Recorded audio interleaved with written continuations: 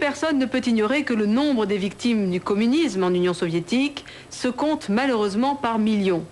Des victimes qui, pour la plupart, doivent leur mort à un homme longtemps adulé et respecté.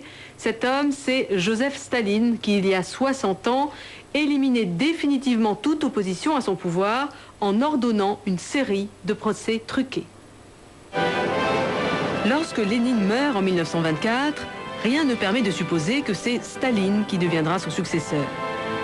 Au contraire, dans sa lettre testament, longtemps tenue secrète, Lénine le qualifie de trop brutal et demande sa démission du poste de secrétaire général.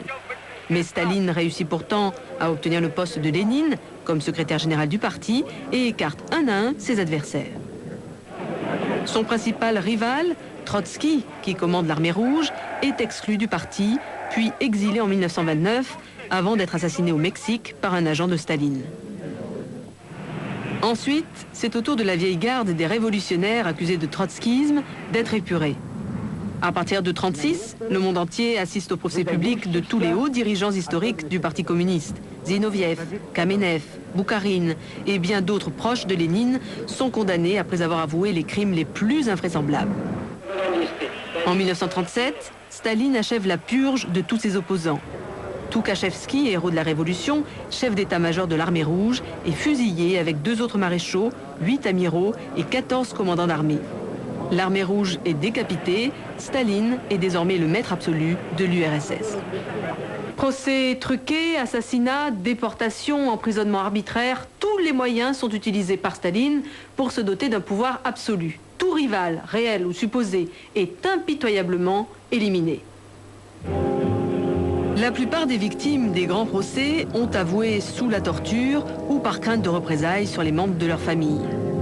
Ceux qui tentent de résister sont physiquement éliminés, déportés dans des camps de travail ou mystérieusement disparus lors d'un trajet d'une prison à une autre. Les 2/3 des membres du comité central sont tués ou déportés, victimes de la folie sanguinaire de leur chef.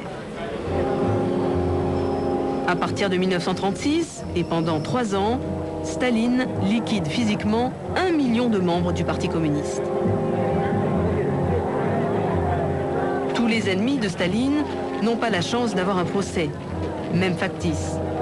Beaucoup sont directement déportés ou exécutés par sa police politique, le NKVD, l'ancêtre du KGB. En 1937, 7 millions d'opposants sont détenus dans des camps de travaux forcés. Environ 3 millions d'entre eux n'en reviendront jamais. Dès lors, un véritable culte de la personnalité est instauré. Staline est vénéré comme un dieu. Il impose à tous le dogme de son infaillibilité et se laisse encenser et glorifier de son vivant comme jamais un tsar n'aurait osé le faire. Le père des peuples, le mécanicien de la locomotive de l'histoire, le génie du peuple russe, l'homme le plus sage de notre ère, le guide génial du prolétariat universel, à quoi ne l'ont pas comparé les communistes et autres compagnons de route, et aussi les intellectuels occidentaux comme le poète français Aragon. Bien qu'il n'ait jamais eu la moindre formation scientifique, il est proclamé premier parmi les scientifiques de l'Union soviétique et dénonce la science bourgeoise. Les peintres et les sculpteurs reproduisent inlassablement son visage ennobli dans des tableaux et des statues qui emplissent les musées et tous les lieux publics. Il est présent partout comme une divinité orientale dotée de multiples apparences.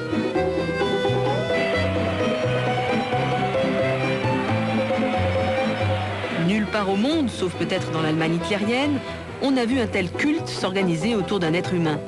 Nulle part au monde, la propagande n'a pris de proportions aussi monstrueuses et aussi systématiques.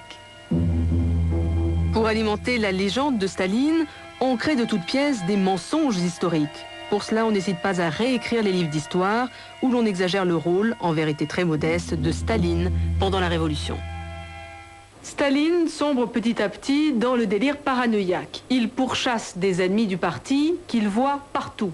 Des années terribles pour le peuple russe qui est soumis à la collectivisation forcée et à la déportation.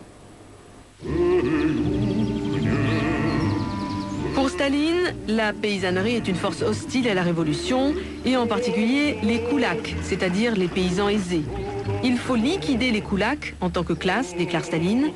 8 à 9 millions de personnes sont ainsi intégrées de force dans les fermes d'État ou déportées dans des camps.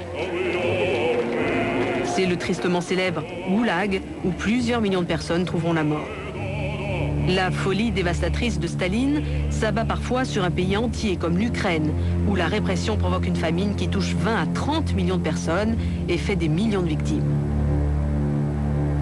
Des massacres dont l'ampleur est restée longtemps occultée par la propagande communiste.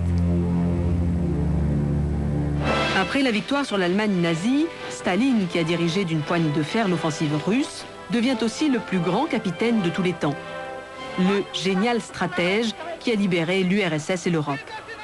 En Union soviétique, mais aussi dans les pays occidentaux, grâce au soutien des partis communistes européens, Staline continue à être présenté comme le disciple et l'héritier le plus digne de Lénine.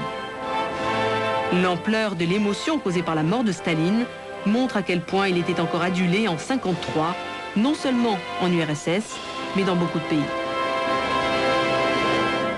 Le bilan des 30 années de règne de Staline est effroyablement lourd, au moins 30 millions de victimes.